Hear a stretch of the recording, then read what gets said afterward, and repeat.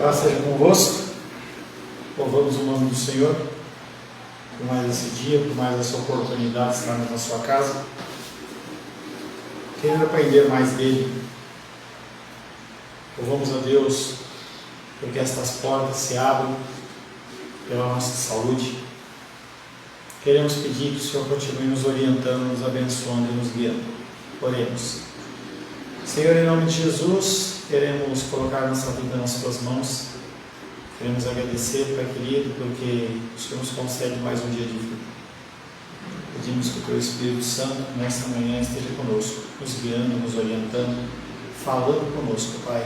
Oramos em nome de Jesus. Amém.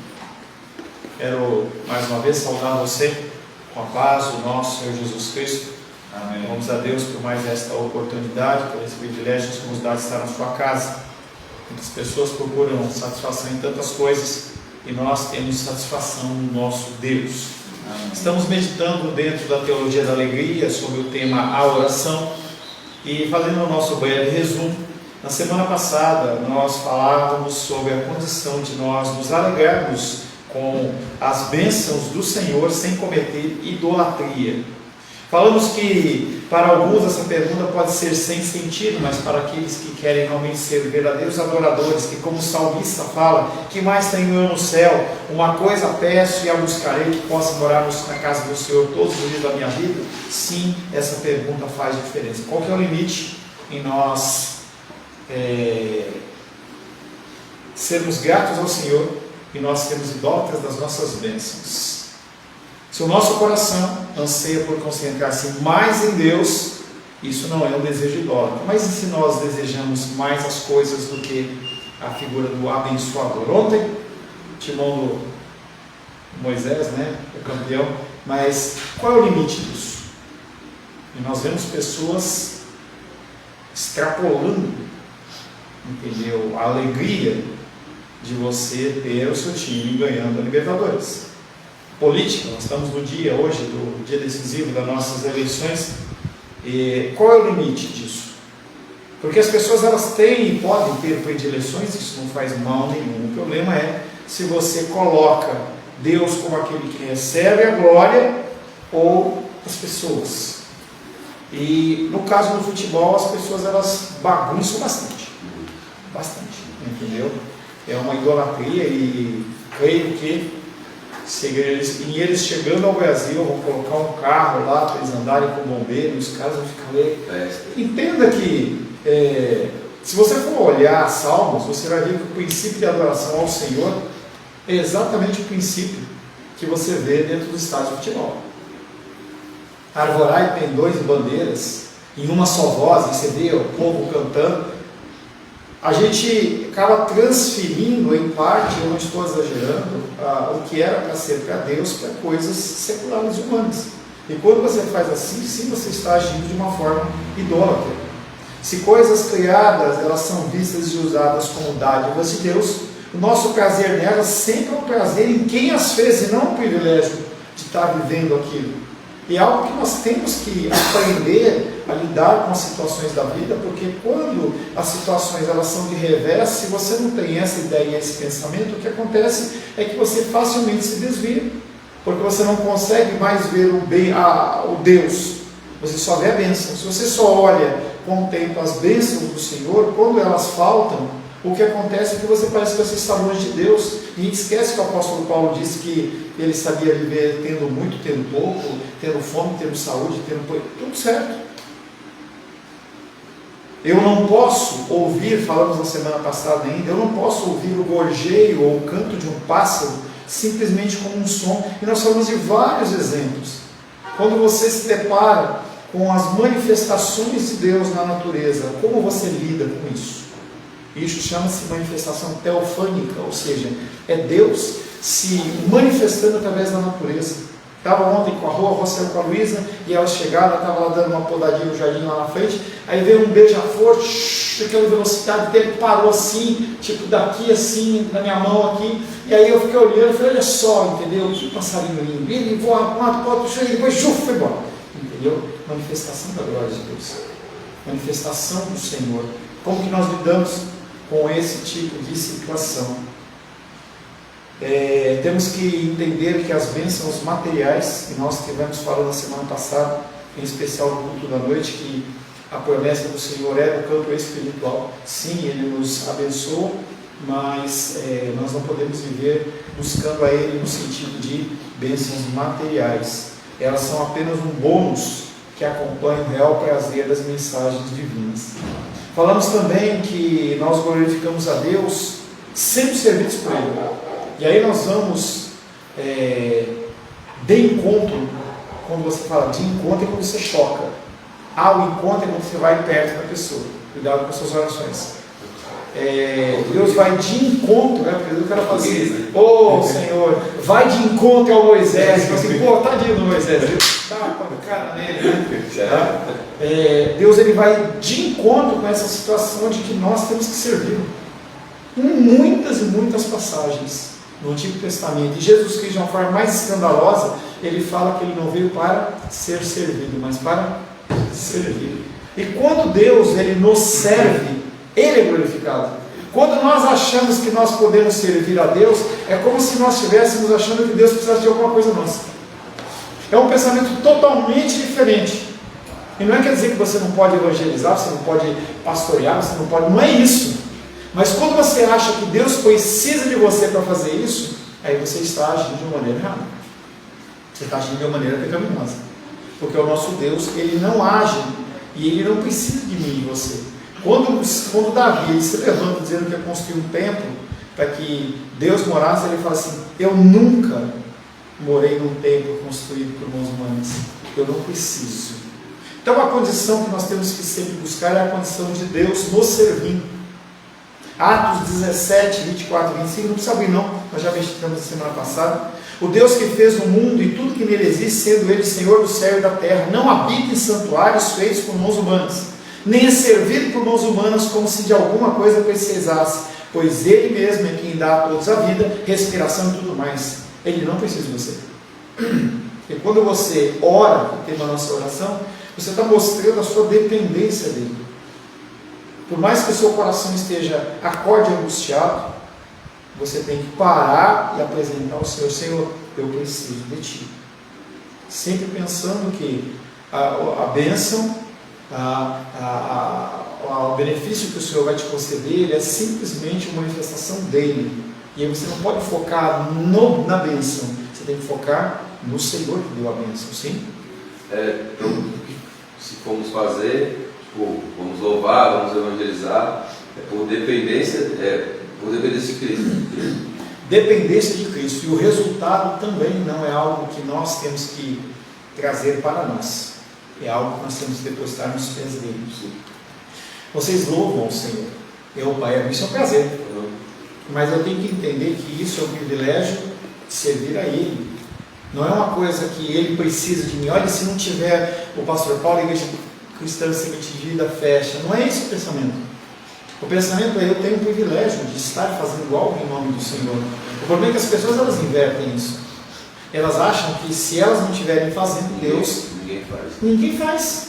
Entendeu? Isso não casa com o que a palavra de Deus diz.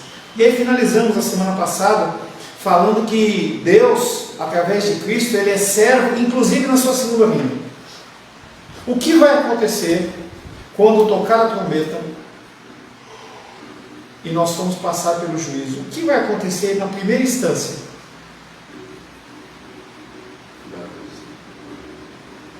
Vai haver o que nos céus?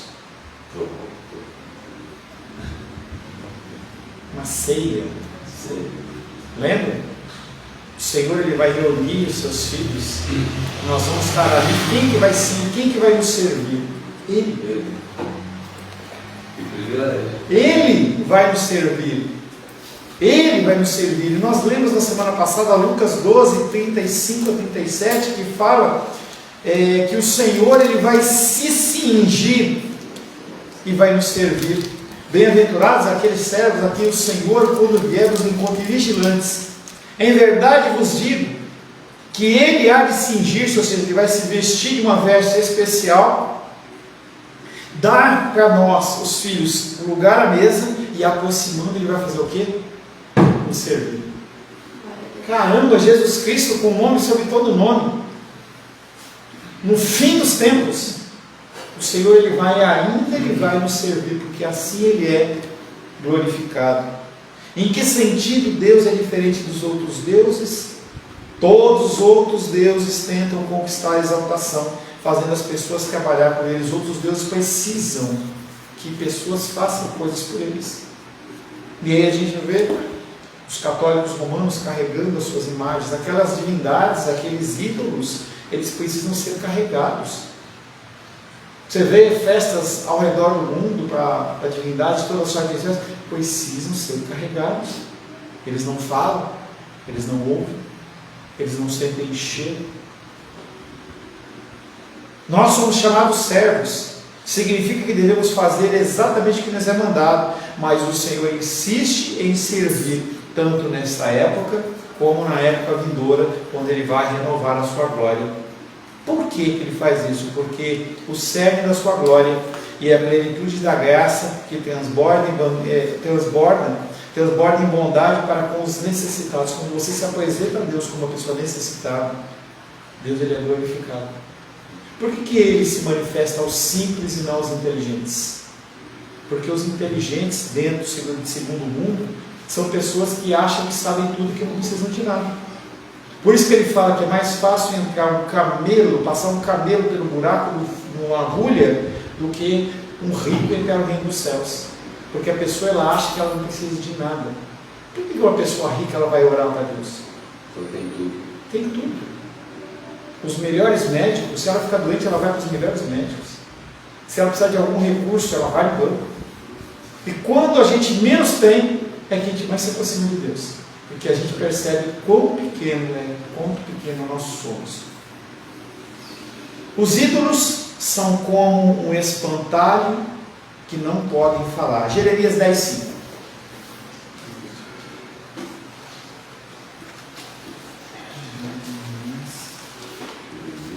Pastor, será que isso é um defeito que todos nós temos? Será, mais que esse é um defeito que todos nós temos? Se tivéssemos tudo, se fôssemos ricos, teria a mesma gratidão, mesmo a gente conhecendo a palavra, quando, tipo assim, pobre a gente se aproxima, e rico também não poderia ser. Entenda que riqueza não é dinheiro, tá? Essa é a primeira coisa. A pessoa ela pode estar extremamente abastada financeiramente, ela não ser rica no sentido do mundo. A pessoa ela simplesmente ela tem o coração voltado em outras coisas. Então há pessoas ricas que elas são pessoas que são servas de Deus, que são mantenedoras de obras. Tem um rapaz por quem eu oro, que eu fiz um trabalho um tempo com ele lá na faculdade lá de Patos de Minas. O cara é extremamente próspero. Os negócios dele são da ordem de 100, 200, 300, 500 mil reais por tacada. E aí ele me chamou para me ajudar a fazer uma consultoria com ele. E eu falei assim, eu vou ganhar dinheiro. Ele falou assim, eu estou preocupado em aumentar meu número de missionários da carteira que eu abençoo. Entendeu? A visão da pessoa. Mas entenda que mesmo o coração dessa pessoa não é uma coisa que procede dele, é algo que procede de Deus. Há pessoas que recebem o dom, isso aí é um dom do Espírito Santo, doação. Pessoas que não têm apego com coisas financeiras e dom tudo. A gente leu lá o texto lá de Filipenses, Colossenses, não sei, alguns tempos atrás, citando a condição de que foi passada uma coleta para os irmãos de Roma, que estavam passando necessidade, e aqueles homens falaram, a palavra de Deus diz que eles deram o que tinham e acima do que podiam, ou seja, deixaram comida no prato. Isso é um dom de doação. Em contrapartida, pega Ananias e Safira em Atos, em que ninguém tinha pedido para eles doarem nada, eles vão lá, vendem a terra deles e apresentam apenas metade ou uma parte do recurso. E Pedro olha para eles e fala assim, por que vocês não ficaram com dinheiro? Por que vocês tentaram enganar o Espírito Santo? É a diferença entre o que é filho e o que não é filho. Pastor, você dando esses exemplos, né, me vem à mente assim, Davi, né, até tem um episódio, não sei se é crônica, sei lá, que o povo, deu tão além da medida, né, e me vem também a questão, deu um branco, mas é Davi e um outro personagem, o que pediu o corpo de Jesus para enterrar, né, então assim, ele era rico, mas tinha um coração assim voltado para Deus. Né? Jeremias 10:5. Cadê a Bíblia, Moisés? A gente não lê Bíblia no celular, não. Hã? Eu começo. Ah, é você, Rodolfo, desculpa. É bom que dá tempo do Moisés abrir a Bíblia. Os ídolos são como um espantalho em pepinal e não podem falar. Necessitam de quem os leve, porquanto não podem andar. Não tenhais receio deles, pois não podem fazer mal, e não está neles o fazer o bem. E aí Jeremias vem comparando com os ídolos, com essas divindades, como espantalhos que estão no pepinal ou num jardim. Eles não fazem nada. Eles podem ter uma cara feia, mas você fica. Só no filme do Sexta-feira 13, esses filmes aí, que o boneco levanta, entendeu? Mas fora isso, ele está longe de cá, né? Os corvos têm medo, pousa nele, mas fora isso não tem nada, não fazem nada. Absolutamente nada. Deus é único. Desde a antiguidade não se ouviu, nem com ouvidos se percebeu. E a sua singularidade é que ele se propõe a nos servir e não vice-versa. Nosso trabalho é esperar nele. Essa palavra de manhã eu estava meditando, lembrei bastante disso. Falei assim, como a gente se angustia, né? E aí para as pessoas que se angustiam, a gente tem que esperar nele.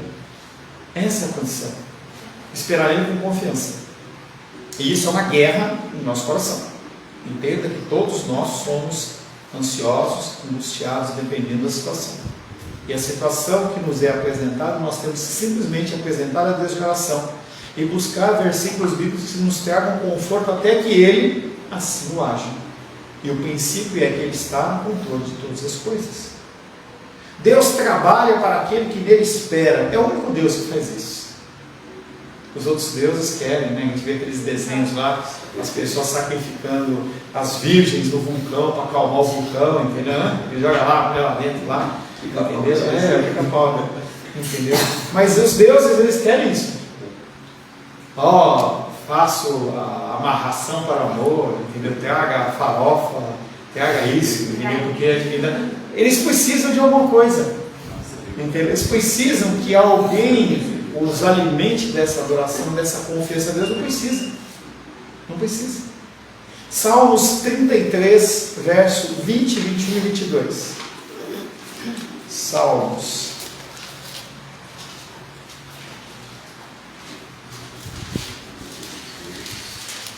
33, versos 20, 21 e 22.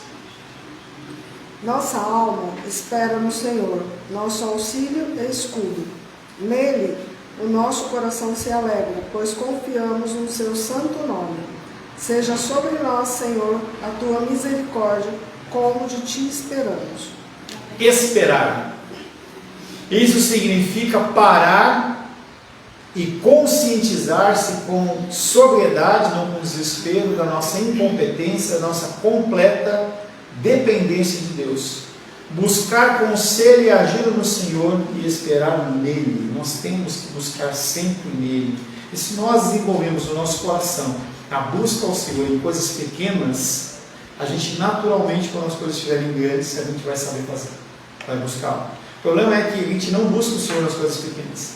E aí quando a bomba explode, você fica tentando resolver de toda maneira, desesperado. O Senhor é a última instância naquilo que poderia ser resolvido muito mais facilmente. Isaías 8, 17.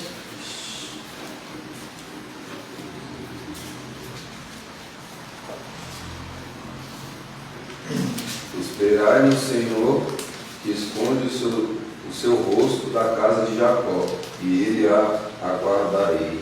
Esperarei no Senhor, que esconde o seu rosto da casa de Jacó, e a ele aguardarei. Eles viviam num contexto em que Deus estava trazendo juízo sobre aquela nação, pela sua idolatria, pela série de fatores. E aí, esse homem fala: eu vou esperar no Senhor, mesmo que o Senhor esteja escondendo o rosto dessa casa de Israel. Então há diferença entre aquele que serve e aquele que não serve a Deus. Temos que temer sobre o que vai acontecer. Há muitos cenários muito sérios que podem acontecer a partir de amanhã. Muitos cenários sérios. Inclusive uma guerra civil, ocupação militar, violência. Pode ter acontecido toda sorte de coisas. Mas a gente sempre tem que entender que nós vamos esperar no Senhor, independente do que seja a manifestação do Senhor em relação ao povo, em relação às pessoas. Salmos 106:3. O que acontece quando você não espera no Senhor?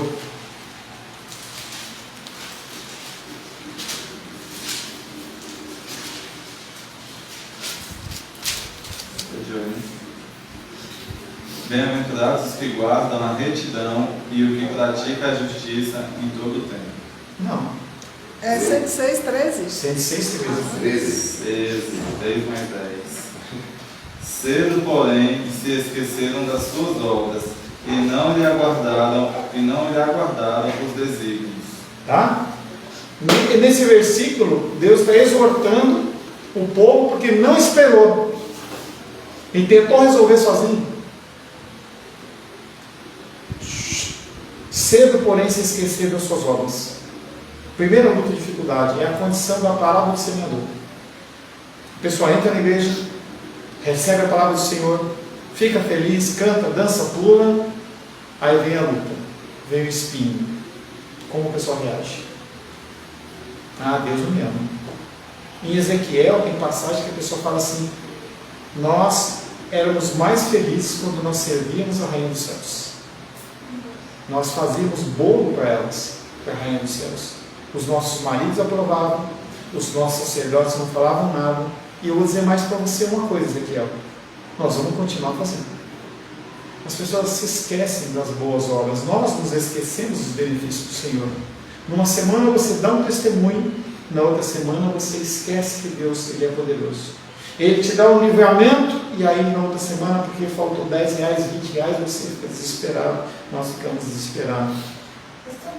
Quando você começou a EBD, falando um pouco de idolatria, eu até já pensei assim, a questão dos sonhos, assim, até os sonhos mesmo que a gente tem na vida, a gente idolatra, assim. Então, assim, a gente deve, mesmo que não se cumpram, não se realizem, Deus não realize, ainda assim Deus ser maior em nossas vidas, né? Israel arrependido por não ter lhe aguardado os desígnios. Mas por quê?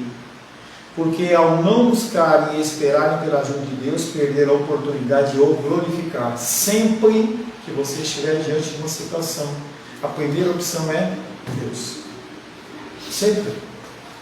Qualquer ação, qualquer problema, menor, maior, o que quer que seja, você sempre coloca nas mãos do Senhor. E eu já dei esse exemplo, e eu vou dar de novo o exemplo do irmão Cláudio, quando ele estava vivo, que ele teve um ataque cardíaco.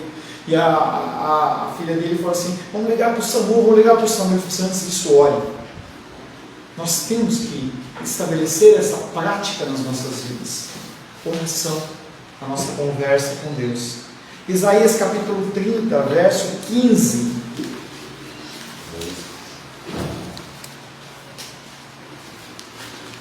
Trinta, 15 e 16.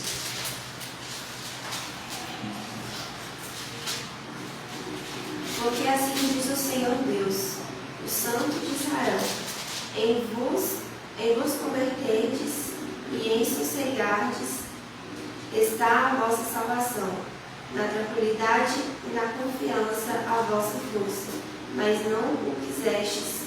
Antes dizeis: não, sobre cavalos fugiremos, portanto fugireis, e sobre cavalos ligeiros cavalgaremos, sim, ligeiros serão os vossos perseguidores. Isaías, ele traz uma palavra profética sobre aquele povo e fala: façam isso. E eles falam: não vamos confiar no Senhor, nós vamos confiar nos cavalos. Lembra aquela passagem que fala assim: uns confiam em carros, outros em cavalos, e eu confiarei no Senhor.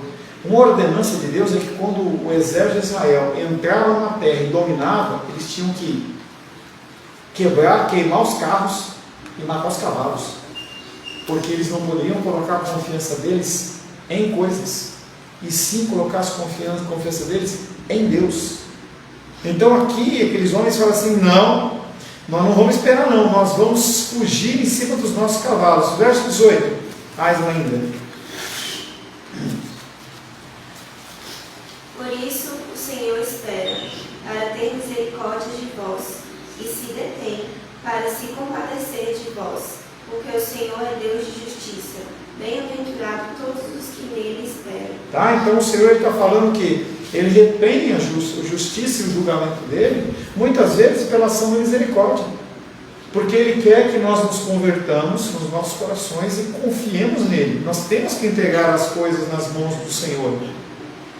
No verso 18, revelam-se a estupidez e a malignidade dessa correria de iniciativa própria. O Senhor espera para ter misericórdia de vós e se detém para se compadecer de vós, porque o Senhor é Deus de justiça. Bem-aventurados que nele esperam. Bem-aventurado não é feliz, nós já falamos, é a condição de você ser pleno, completo, satisfeito, tranquilo em Deus. Bem-aventurança é isso, bem-aventurança não é felicidade, tá? A estupidez de não esperar em Deus está em perder a bênção de ter Deus trabalhando por nós.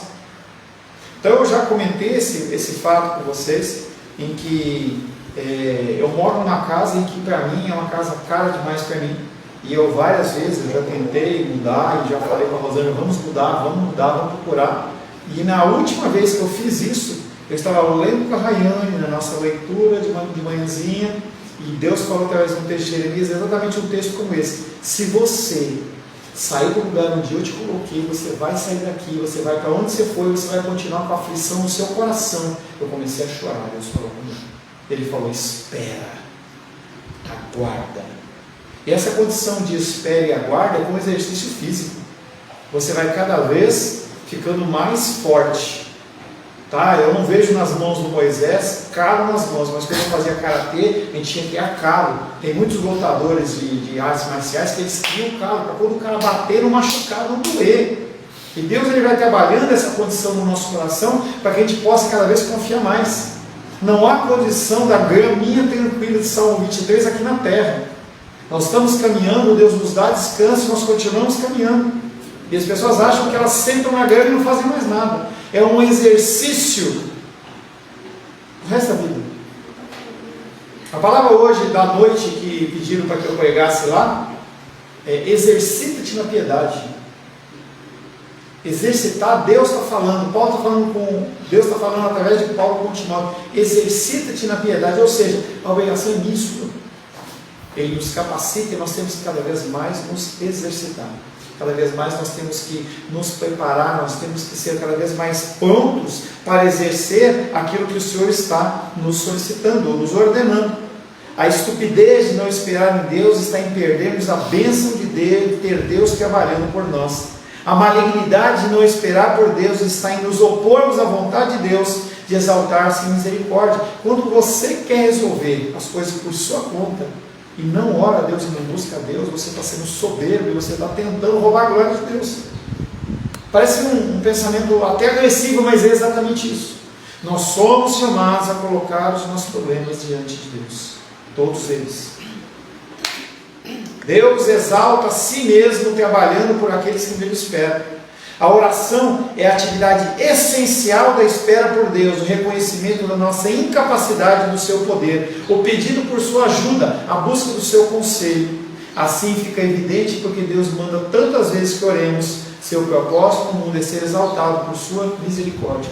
Quando você ora a Deus, em vez de Ele trazer o juízo sobre a sua vida, Ele deixa de aplicar sobre a sua vida o que você merecia e te dá algo bom.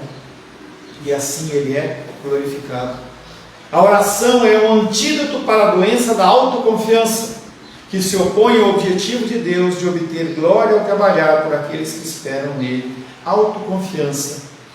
Não existe isso, mas seria quase que um demônio nesses tempos, porque a pessoa ela acha que ela resolve, que ela pode.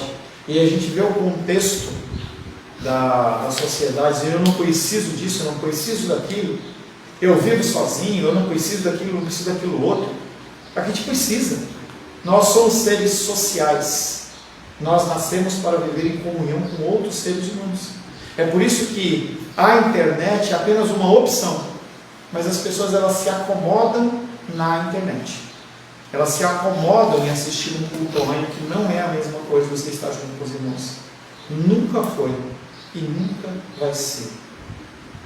A pessoa ela não recebe 100%. Ela pode ouvir esse estudo de escola dominical 20 vezes. Ela não recebe o que você recebe estando presencial? Não recebe. Há distrações, há toda série de coisas, você não tem compromisso, você quer ir no banheiro, você quer beber água, vou assistir depois, tem tantas coisas, a sua mente divaga. Aqui você sabe que se você desviar o seu olhar, eu vou chamar a tua atenção. Dorme, dorme. Então esse tipo de ação é uma ação que você não tem em casa. Então as pessoas, elas optam pelo estudo, pela internet, mas elas são prejudicadas.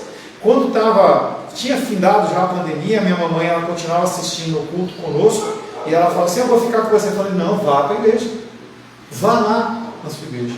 Aí ela vai lá, assiste, depois ela volta e assiste o dominical. É diferente, comunhão com pessoas, as pessoas interagindo. 2 Crônicas 16:9.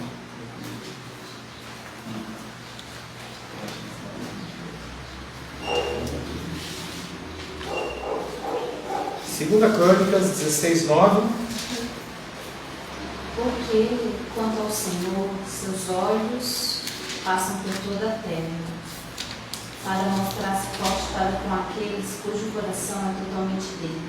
Nisto procedeste loucamente, por isso, desde agora, haverá guerras contra ti. Porque quanto ao Senhor, seus olhos passam por toda a terra para mostrar-se forte para com aqueles cujo coração é totalmente dele, corações que são dependentes do Senhor. E aí essa ação aqui desse tal de Anani, aí nós não vamos ler o restante do texto, tá? Mas ele procede loucamente, e aí ele fala, você está entregue? A gente vê isso em Romanos. As pessoas, elas ficam buscando a sensualização, buscando a sexualização, buscando, e Deus fala, você quer isso? Então vai. A pior coisa que tem é você ser entregue ao seu próprio coração, aos seus próprios desejos. Imagine que você, sentado no seu quarto, você começasse a receber tudo que você passa na sua mente. Imagina os pensamentos, as coisas erradas, os ódios, as vontades de morte, desejos libidinosos, tudo isso viesse a acontecer. Deus, ele nos poupa disso. E ele é misericordioso nisso por não conceder aquilo que nós pedimos. Tem um filme que fala que era do Todo-Poderoso lá, Jim Carrey, entendeu? Em que ele pegou e fala, dando ok, lida ok, ele fala, muita coisa, clicou na guiazinha lá, 5 a todos, foi dormir feliz, resolveu o problema. No outro dia, guerras, lutas, destruição, tudo, porque todo mundo quer, entendeu? Todo mundo quer. O cara ganhou lá na loteria dos Estados Unidos, quanto? 50 milhões de americanos, não ganhou nada, né? Quanto ao Senhor, seus olhos passam por toda a terra para mostrar-se forte para com aqueles cujo coração é totalmente dele. Deus não está à procura de pessoas que trabalhem para Ele, tanto quanto está à procura de pessoas que o deixem trabalhar por elas. É muito legal isso, porque quando a gente começa a ler as Escrituras, a gente vê que Deus, ele procura verdadeiros adoradores, mas ele não procura evangelistas, ele não procura missionários, ele não procura pastores, mas ele procura verdadeiros adoradores que o adorem em espírito e verdade. O que é adorar ao Senhor? É depender dele. Ele fala, não lembro que passagem que ele fala assim, que ele se espantou por procurar alguém para entrar na brecha. Se espantou porque não tinha, mas ele procura apenas adoradores. Ele comissiona pessoas para pastores, profetas, evangelistas, mestres, mas ele só procura adoradores. Quando a gente pensa em adoração, já dei esse exemplo para você, nós temos basicamente três locais, digamos assim, de adoração dentro de todas as Escrituras. O primeiro deles é o tabernáculo. O segundo é o templo de Salomão, que ele foi destruído e reconstruído, e hoje está só lá um murozinho das Lamentações, que é uma parede do templo, por isso que os caras ficam lá clamando para que o Messias venha e aí aquele templo possa ser reconstruído. E havia um lugar que, quando Davi ele começou a estabelecer a adoração ao Senhor, ele pegou e colocou lá uma tendinha simples com uma pele de carneiro em cima lá, de alguma coisa lá, de boi. E aí as pessoas adoravam o Senhor, adoravam o Senhor, adoravam o Senhor. No dia da restauração, o Senhor não vai restaurar o tabernáculo, Ele não vai restaurar o templo de Salomão, mas Ele vai restaurar o quê? O templo de adoração que sou eu e você. É o nosso coração. É isso que Ele vai restaurar. É isso que Ele está atrás. Ele não está atrás de grandes templos. Se Deus assim permitir que a gente venha a ter uma igreja maior, entendeu? Beleza, ótimo, mais pessoas, não tem problema não. Mas o foco não é esse. O foco é Ele olhar tanto para uma igreja com 1000 pessoas, como uma igreja com 10 pessoas ou 20 pessoas, e Ele vê uma adoração genuína. Ele olha e fala assim, ali eu não quero. Amém. Pô, mas tem 5.000 pessoas cantando com um coral, um sonzão legal, cantores no nível lá em cima. Deus olhava no início aqui a orar para Israel e falava assim, eu tenho nojo das suas festas. As pessoas, elas faziam aquela festa, paravam o país de Israel para a festa, e Deus falava assim, eu tenho nojo das festas de vocês. Porque vocês adoram com a boca e o coração de vocês está longe de mim. Porque eu procuro adoradores. Eu procuro adoradores. O Evangelho não é um anúncio de precisa-se de ajuda. Parece que é, né? Por favor, alguém evangelize. Eu vi lá a Benícia lá com o Nicolas mobilizando as pessoas, né? Oh, por favor, precise de ajuda. Tem uma instituição que a gente como igreja participa, que é o que vai ter o evento hoje lá, da Cris, em que eu trabalhei lá, acho que foi 4, 5 anos como tesoureiro, né? E aí esse ano eu falei assim, eu vou dar uma pausa. Aí as pessoas brincaram, se receber esse salário, né? Se receber esse salário para evangelizar, eu duvido que não tinha mais gente naquela praça, além do Nicolas e da menina. Ó, você vai ganhar R$500 para você passar lá 1 hora evangelizando. Opa, vamos aí, entendeu? O Evangelho não é um anúncio de precisa de ajuda. O chamado para o serviço cristão também não é. Aí essa semana a Diane falou assim, pô pastor, eu estou procurando uma foto assim assado antes da pandemia e eu não estou encontrando em lugar nenhum. Eu falei assim, é porque falta alguém para falar assim, eu vou tirar fotos. Só isso. Pô, mas não é nada, só isso que é o que a gente precisa. A gente não tem uma pessoa que se dispõe. Eu vou tirar as fotos, todos os eventos. É o noivado? É o aniversário? É o funeral? É qualquer coisa. E você monta uma pastinha lá, e pastor, tem as fotos. É um ministério.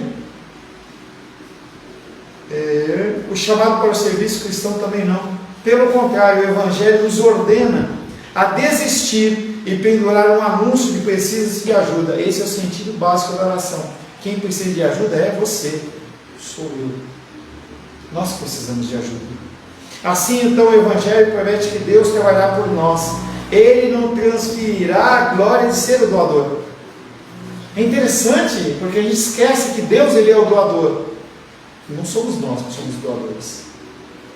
Mas será que não existe alguma coisa que podemos lidar que não rebaixe Deus à condição de beneficiário? O que você pode entregar nos pés do Senhor? As suas ansiedades. É isso que você pode entregar para Ele. É isso que Ele precisa. 1 Pedro 5,7.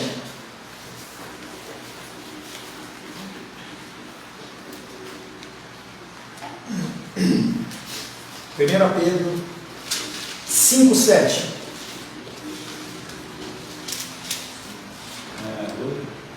Lançando sobre ele toda a vossa ansiedade, porque ele tem cuidado de vós. É uma ordem. Lance sobre Deus todas as vossas ansiedades. Quando você lança sobre Deus as suas ansiedades, você está dizendo quão pequeno você é, quão dependente dele você é. Jesus Cristo, quando recebe as crianças e os discípulos, os apóstolos falam, não pode, ele fala assim, deixar vir a mim as criancinhas, porque delas é o reino dos céus. Se você não se tornar como uma criança, você nunca entrará no reino dos céus. Ou seja, lance sobre ele as suas ansiedades. Você está demonstrando com isso, perante Deus, que você não consegue fazer nada. Nada. Então ontem o Alice, ele me ligou. Não, porque eu estou com uma ideia tal, porque não sei o que, processo tal. Ele está fazendo o quê? Ele está lançando, não é sobre mim. Ele está pedindo conselho, porque, entre aspas, eu sou o representante para ele de Deus. Mas ele poderia também chegar a Deus e orar. E também eu creio que ele deva ter orado. Mas a palavra de Deus fala que no multidão do conselhos a sabedoria. Deus ele não dá uma porção de sabedoria 100% para alguém, não, ela dá um picadinho para cada um, para que as pessoas elas possam crescer. É por isso que o cristianismo ele funciona em comunhão. O provérbio diz que é ferro afiando ferro. Experimenta pegar uma faca e afiar ela com plástico. Não afia. É Shaira o nome, né? De que metal é feita a Shaira? Metal. A pessoa fica. É um material mais duro que afia um que é mais mole. Mas o ferro é duro, mas tem um mais duro que ele. Nós, como cristãos, nós juntos. Obrigado. Isso é mais tarde, não está na série. Entenda que nós precisamos do Senhor. Lançai sobre Ele toda a vossa ansiedade.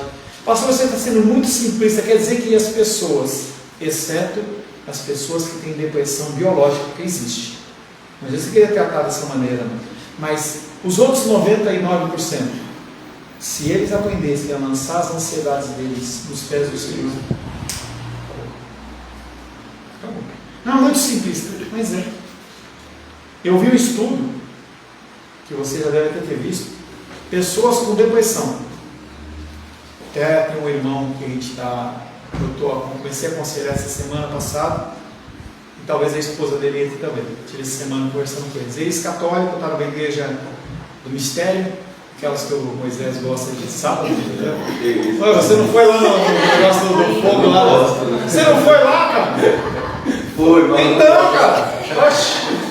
Entendeu? Aquelas coisas. A carteira dele vai ser essa semana. Naqueles lugares lá, entendeu? Que o cara fala que você tem que ser palha, né? Palha pra queimar. Tem que ser palha para queimar. Então você arrisca Apocalipse. Depende do que eu estou falando. O irmão que está congregando essa igreja, que você está acompanhando. Ah, tá. Ansiedade, Está no depressão. mistério, na igreja do mistério. Isso é sobre tudo que eu ia falar. Depressão. Que o irmão tá Beleza, é isso aí, depressão. Aí ele falou assim, pastor, ele fez curso de aconselhamento bíblico, ele falou assim, pastor, minha mãe está com depressão. Ele vai assistir depois. Rômulo. Depressão. Aí ele falou assim, que livro? Eu falei assim, leia a Bíblia com a sua mãe. Há estudos que dizem que se você apenas ler, sem meditar, sem pregação, sem louvor nada, só leitura, a pessoa melhora. É estudo, não é uma coisa tirada da cabeça. Só de você sentar com uma pessoa com dificuldade e você ler as escrituras com a pessoa melhora. Não estou dizendo que ela vai ficar livre totalmente, mas ela melhora. Então nós temos que entender que quando você lê as escrituras, você lança sobre Deus a ansiedade que você tem. Deus receberá com prazer qualquer coisa de nossa parte que mostre nossa dependência e sua total suficiência. Se você oferecer alguma coisa a Deus, que Deus não precisa, Ele não recebe. Jesus Cristo, na frente do gasofilácio, lá em Jerusalém, na frente do templo, chega um cara e deposita R$1 milhão. Tem outro que deposita 100 milhões de reais. Aí chega uma mulher e deposita 3, 4 moedinhas. E Jesus olha e fala assim, quem deu mais? Jesus tem essas perguntas, né? Chega para o cego e fala assim, o que você quer de mim? Pô, Jesus, logo que eu quero ver. Quem deu mais? Os discípulos devem ter olhado um para o outro e falado assim, Jesus, o que aconteceu? Já pegou muito sol, está com insolação? Então assim, eles deram do que eles tinham de sobra. Eles não precisam de Deus. E essa mulher, ela deu tudo que ela tinha. Deus olha para aquela situação e fala assim, ela deu tudo que ela tinha, ou seja, ela precisa de mais. E aqueles caras que deram milhões de reais? Não precisa de nada. Só um pouquinho. porque Deus receberá com prazer qualquer coisa de nossa parte que mostre nossa dependência total dele.